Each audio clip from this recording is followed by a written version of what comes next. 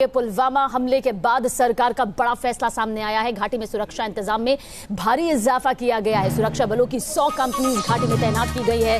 बीती रात यासीन मलिक की श्रीनगर से गिरफ्तारी हुई, जिसके बाद सुरक्षा के मद्देनजर ये बड़ा कदम यहां पर उठाया गया है। तो पुलवामा हमले के बाद सरकार का ये बड़ा कदम यहां पर कहा जा सकता है। केंद्र सरकार का बड़ा फैसला सामने आ रहा है। जानकारी देते कि घाटी में सुरक्षा इंतजाम में भारी इजाफा किया गया है। सुरक्षा की 100 कंपनियां घाटी में तैनात की गई हैं।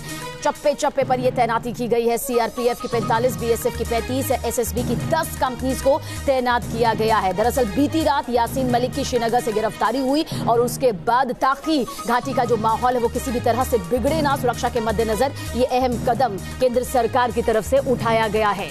घाटी के चप्पे चप्पे में सुरक्षा के इंतजाम किए गए हैं। हालांकि पहले से सुरक्षा के इंतजाम थे, लेकिन भारी इजाफा फिलहाल कर दिया गया है। अंदाजा लगाया जा सकता है कि सुरक्षा बलों की 100 कंपनियों का तैनात होना अपने आप में इस बात की तरफ इशारा करता है कि किस तरह से भारी तादाद में सुरक्षा बलों की तैनाती की गई है।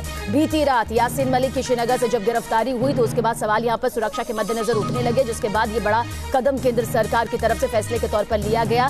सुरक्षा के कड़े इंतजाम और सुरक्षा में भारी इजाफा किया गया है। जानकारी आप तक पहुंचा दे, पुलवामा हमले के बाद सरकार का यह बड़ा कदम बताया जा रहा है। हालांकि पुलवामा हमले के बाद सुरक्षा के मद्देनजर तैनाती पहले से ज्यादा मजबूत कर दी गई थी, लेकिन जब कल यासीन मलिक की गिरफ्तारी हुई तो उसके बाद इसमें और ज्यादा इजाफा कर दिया गया है। 100 कंपनीज यहां पर तैनात की गई है। केंद्र सरकार के एक बड़े फैसले के तौर पर इसे देखा जा रहा है। तो केंद्र सरकार का बड़ा फैसला यहां पर 100 कंपनीज की तैनाती को लेकर सामने आया है। दरअसल घाटी में जिस तरह से इस वक्त तनावपूर्ण माहौल बना हुआ है, उससे निपटने के लिए कोशिश यही की गई है कि और तैनाती यहां पर की जाए। अलगाववादी नेता यासीन मलिक की गिरफ्तारी यहां पर सामने की गई है।